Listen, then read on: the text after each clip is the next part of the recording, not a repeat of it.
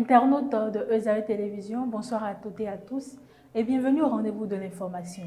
À la une de l'actualité, la Cour constitutionnelle du Bénin proclame les résultats définitifs de la présidentielle du 12 avril. Le duo Romuald Wadaï, Mariam Chabi Talata est déclaré vainqueur avec 94,27% des suffrages. À l'international, plus précisément en Afrique du Sud, le président Cyril Ramaphosa suspend le chef de la police Fani Masemola impliqué dans une affaire de corruption. En sport, le Tour cycliste international du Bénin s'anime avec l'installation de villages du Tour à Parakou et Boïkon pour rapprocher l'événement des populations. Restez avec moi pour la suite.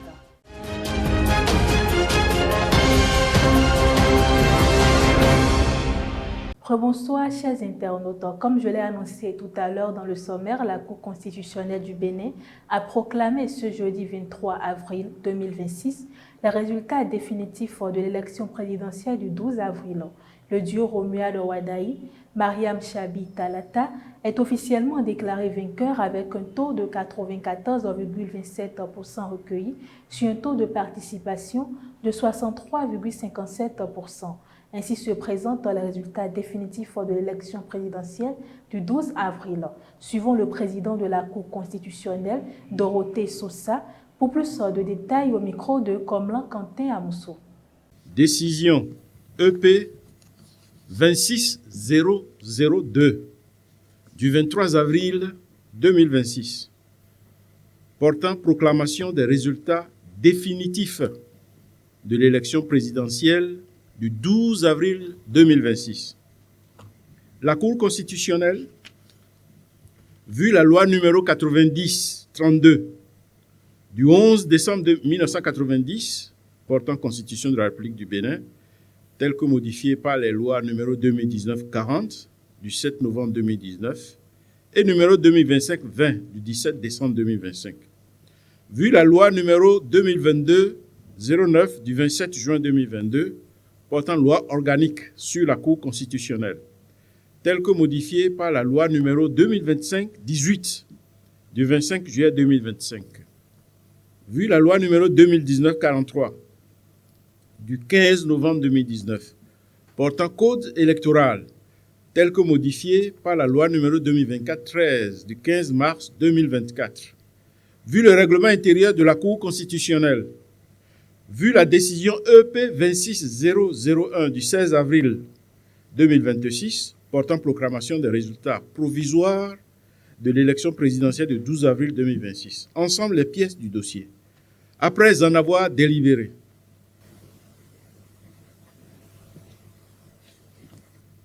considérant qu'au terme des dispositions de l'article 49 nouveau de la Constitution, je cite, « La Cour constitutionnelle veille à la régularité du scrutin et en constate les résultats. L'élection du duo président de la République et vice-président de la République fait l'objet d'une proclamation provisoire. Si aucune contestation relative à la régularité des opérations électorales n'a été déposée au greffe de la Cour constitutionnelle par l'un des candidats dans les 5 jours de la proclamation provisoire, la Cour constitutionnelle déclare le duo président de la République et vice-président de la République définitivement élu. En cas de contestation, la Cour constitutionnelle est tenue de statuer dans les 10 jours de la proclamation provisoire. Sa décision emporte proclamation définitive ou annulation de l'élection. Si aucune contestation n'a été soulevée dans le délai de 5 jours, et si la Cour constitutionnelle estime que l'élection n'était entachée d'aucune irrégularité de nature à en entraîner l'annulation, elle proclame l'élection du duo président de la République et vice-président de la République. En cas d'annulation, il est procédé à un nouveau tour de scrutin dans les 14 jours de la décision. Fin de citation. Considérant qu'en application de cette disposition, la Cour a proclamé, par décision EP 26001 du 16 avril 2026, les résultats provisoires de l'élection présidentielle du 12 avril 2026 et a déclaré ouvert, à compter de la notification de la dite décision, le délai de 5 jours dont disposent les candidats pour contester la régularité des opérations électorales. Considérant qu'aucune contestation relative à la régularité des dites opérations n'a été déposée au greffe de la Cour constitutionnelle par les candidats dans le délai de 5 jours de la notification de la décision de proclamation des résultats provisoires. Considérant que, de plus, la Cour n'a relevé d'office aucune irrégularité de nature à entraîner l'annulation des opérations électorales, qu'il y a lieu de déclarer le duo Kossi Mbweke Romuald Wadayi et Mariam Chabi Talata définitivement élus, respectivement président de la République et vice-présidente de la République. En conséquence, article 1er proclame définitivement élu M. Kossi Mbweke Romuald Wadayi, président de la République. Madame Mariam Chabi Talata, vice-présidente de la République. Article 2 dit que le président de la République élu entre en fonction le dimanche 24 mai 2026 à 0h. Article 3 dit qu'avant son entrée en fonction, M. Kossi Mbweke Romuald Wadayi, président de la République élu, prête le serment prévu à l'article 53 de la Constitution. La présente proclamation des résultats définitifs sera notifiée à M. Kossi Mbweke Romuald Wadayi, à Mme Mariam Chabi Talata, au président de la Commission électorale nationale autonome, au président de l'Assemblée nationale, au président de la République et publiée au journal officiel. L'Institut national de la femme a dénoncé ce jeudi 23 avril 2026 la diffusion sur les réseaux sociaux d'une vidéo montrant des actes de violence extrême sur une jeune personne qualifiée d'atteinte grave à la dignité humaine. L'institution a saisi le Centre national d'investigation numérique CENI et le procureur près le tribunal de Porto Novo pour identifier et poursuivre les auteurs, tout en saluant la mobilisation citoyenne et l'action de la police républicaine. L'INF met en garde contre le partage de contenus violents, appelant à protéger l'identité et la dignité de la victime. À Parakou, la Cour de répression des infractions économiques du terrorisme CRIET a rejeté ce jeudi 23 avril 2026 la demande de liberté provisoire d'un responsable d'église céleste poursuivi pour escroquerie présumée portant sur plus de 326 millions de francs CFA. Selon les faits, le mis en cause aurait soutiré d'importantes sommes à des fidèles en évoquant des révélations spirituelles, dont une supposée fin du monde imminente. Une victime affirme avoir versé près de 326 millions de francs CFA, tandis qu'une autre réclame environ 12 millions.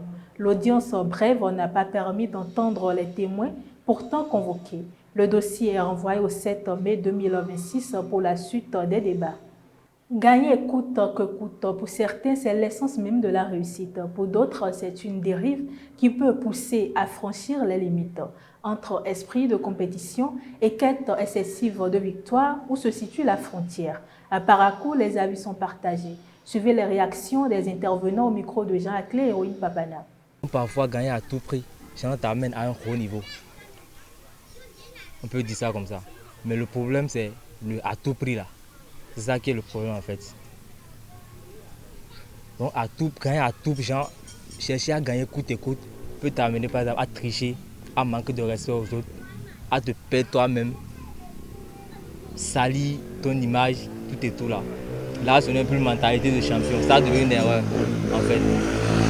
Ouais. Donc en gros, on peut dire bon, gagner à tout prix, moi, c'est une erreur, c'est pas une mentalité de champion. On ne peut pas réussir avec toute opportunité. Quand on doit réussir, les opportunités même se présentent et on applique. Quand on dit gagner à tout prix, ça veut dire que je peux faire tout ce que je veux pour trouver de l'argent. C'est un peu ça, non? Non, mais c'est très faux. Je vais prendre le cas d'exemple des gaiman.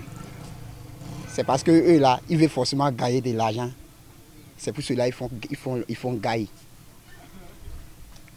Donc, c'est un cas de vol. Il y a un cas de vol dedans. Quand on peut aussi gagner à tout prix quand cela ne peut pas nous causer de problèmes. Par exemple, on peut compter souvent sur quelqu'un et aussi on peut compter sur soi-même. Quand on compte sur soi-même, c'est qu'on doit travailler. On doit travailler, faire sortir les sueurs et gagner son propre gain avec sa propre souffrance aussi. On peut prendre ça comme une mentalité de champion parce que à voir certains avec la pression de la famille qui subissent et vraiment tout ce que la vie a eu à les enseigner se disent que bon, je me décide à réussir dans ma vie, même si je dois faire du mal à qui que ce soit. Vraiment, je veux tellement réussir dans la vie et tout ça. Maintenant, ça peut être une mentalité ça peut être une dérive en ce sens que dans votre processus de vouloir tout gagner à tout prix, vous aurez à blesser certaines personnes, vous aurez à faire des trucs qui ne sont pas en norme avec la société dans laquelle vous évoluez. Gagner à tout prix, ce n'est pas tout le temps la mentalité d'un champion. Parce que vouloir gagner à tout prix peut pousser quelqu'un à rester dans une activité ou bien dans un business ou bien dans quelque chose qu'il fait et qui ne lui permet pas de gagner de l'argent. Et vraiment vouloir tout gagner à tout prix, ça peut lui permettre de perdre du temps. Voilà, parce que gagner à tout prix, ça peut causer le retard. Voilà, ça peut causer le retard. Et étant en train de persister, d'insister ou bien de rester focalisé sur une opportunité ou bien sur une activité qui ne rapporte pas et vouloir gagner à tout prix dans l'opportunité, ça peut vous retarder au fait. Réussir à tout prix, c'est une mentalité de champion. Et quand on dit réussir à tout prix, d'abord si on prenait l'exemple des hommes les plus riches, si on prend l'exemple de Dangote par exemple, c'est des gens qui ont travaillé, qui se sont donnés à fond, qui ne dorment pas, qui s'investissent jour et nuit pour gagner leur vie. Donc réussir à tout prix, selon moi, c'est une mentalité de champion. Ça nous permet d'atteindre nos objectifs à tout prix. Mais dans atteindre nos objectifs à tout prix, il n'y a également pas la voie que tu prends pour atteindre tes objectifs. Donc c'est une mentalité de champion. Et je dois savoir comment y prendre pour atteindre mes objectifs. Hors de nos frontières, en visite d'État en Algérie, le président tchadien Mahamat Idriss Déby a signé aux côtés de son homologue Abdelmadjid Tebboune 34 accords bilatéraux avec le Tchad. Les principaux engagements portent sur le secteur des hydrocarbures avec un partenariat entre Sonatrach et la Société des hydrocarbures du Tchad pour la création d'une raffinerie capable de produire jusqu'à 20 000 barils par jour. D'autres accords concernent l'industrie, les énergies renouvelables, l'enseignement supérieur, le transport aérien et la sécurité, notamment dans la lutte contre le terrorisme. Cette coopération s'inscrit dans une volonté de renforcer les capacités économiques du Tchad et marque un repositionnement stratégique de l'Algérie en Afrique subsaharienne dans un contexte de concurrence d'influence avec le Maroc. En Afrique du Sud, le président Cyril Ramaphosa a suspendu le chef de la police Fani Masemola, inculpé dans une affaire de corruption liée à un appel d'offres dans le secteur de la santé. Cette décision intervient après la comparution du général devant un tribunal de Pretoria. Il est poursuivi pour plusieurs chefs d'accusation liés à la gestion des finances publiques, notamment l'attribution présumée frauduleuse d'un contrat à un criminel incarcéré. Suspendu à titre préventif jusqu'à la fin de la procédure, Fani Masemola clame son innocence. Cette affaire relance le débat sur la corruption au sein de la police sud-africaine, déjà visée par une commission d'enquête.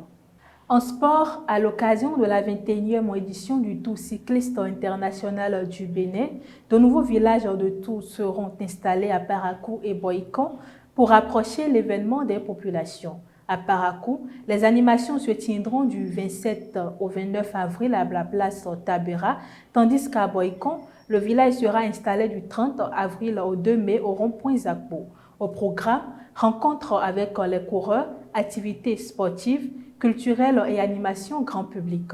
Un village d'ouverture est également prévu le 26 avril à Cotonou, sur l'espace arrière de la place de l'Amazone. Portée par la Fédération béninoise du cyclisme, l'initiative vise à renforcer la proximité avec les populations et à promouvoir la passion du cyclisme à travers le pays. Et pour boucler cette édition à Lokossa, le président de la Fédération béninoise de football, Mathurin de Chacus, a effectué une visite du chantier du Centre d'excellence de football féminin, désormais en phase de finition. Les grosses œuvres étant achevées, les travaux portent actuellement sur les finitions avec un objectif de livraison fixé à fin mai 2026. Un suivi quotidien a été instruit au bureau de contrôle technicar. Le projet, financé par l'État béninois et la FIFA, comprend notamment dortoirs, blocs administratifs, collèges, pelouses et gradins. Il vise à renforcer la formation des futures joueuses de l'équipe nationale féminine. Mesdames et messieurs, c'est tout pour ce 13h. Merci de m'avoir suivi. Bon appétit chez vous et très bon début de week-end.